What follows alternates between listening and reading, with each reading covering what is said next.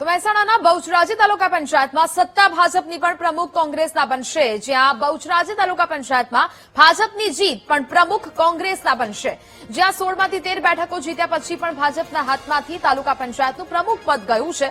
માત્ર 3 બેઠક જીત્યા પછી પણ કોંગ્રેસના પ્રમુખ બનશે. પ્રમુખ પદ અનુસૂચિત જાતિના પુરુષ માટે અનામત હોવાથી હિતેશ મકવાણા પ્રમુખ બનશે. શંખલપુર બેઠક પરથી જીતેલા કોંગ્રેસના હિતેશ મકવાણા તાલુકા પંચાયતના પ્રમુખ બનશે.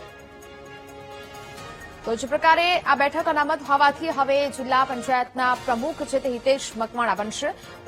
મહેસાણાના બહુચરાજી તાલુકા પંચાયતમાં સત્તા ભાજપની પરંતુ કોંગ્રેસના પ્રમુખ બનશે. બહુચરાજી તાલુકા પંચાયતમાં ભાજપની જીત થઈ પરંતુ હવે કોંગ્રેસના પ્રમુખ બનશે. 16માંથી 13 બેઠકો જીત્યા પછી પણ ભાજપના હાથમાંથી તાલુકા પંચાયતનું પ્રમુખ પદ ગયું છે. માત્ર 3 બેઠક જીત્યા પછી પણ અહીંયા કોંગ્રેસના પ્રમુખ બનશે, કારણ કે પ્રમુખ પદ અનુસૂચિત જાતિના પુરુષ માટે અનામત હોવાથી હિતેશ મકવાણા અહીંયાના પ્રમુખ બનશે.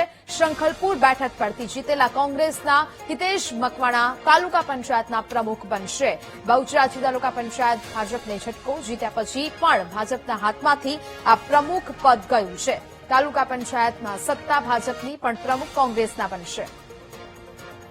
સંવાદદાતા સુધીર ફોન લાઈન પર જોડાયા છે. સુધીર, મહેસાણાના બહુચરાજી તાલુકા પંચાયતમાં સત્તા ભાજપની છે પણ પ્રમુખ કોંગ્રેસના બનશે, શું વિગત?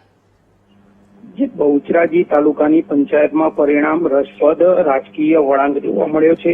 જે કુલ 16 બેઠકમાંથી ભાજપે 13 બેઠકો જીતી સ્પષ્ટ બહુમતી મેળવી છે, જ્યારે કોંગ્રેસે 3 બેઠકો ઉપર જીત મેળવી હતી. પરંતુ ટ્વીટ એ છે કે તાલુકા પંચાયતના પ્રમુખ પદની બેઠક અનુસૂચિત જાતિ SC માટે અનામત છે અને ભાજપના જે છે તેમાં SC વર્ગના ઉમેદવાર જે સંખલપુર બેઠક પરથી પરાજિત થતા જે ભાજપના બહુમતી હોવા છતાંય પણ પ્રમુખ પદથી દૂર રહ્યા, એટલે કે માત્ર 3 બેઠકો જ કોંગ્રેસની હોવા છતાં મકવાણા હવે જે મકવાણા છે, જે હિતેશ મકવાણા તેને કોંગ્રેસની બેઠક હાલ તો જે પ્રમુખ બની શકે તેવી શક્યતા છે. જી બિલકુલ સુધીર, જાણકારી બદલ આપનો આભાર.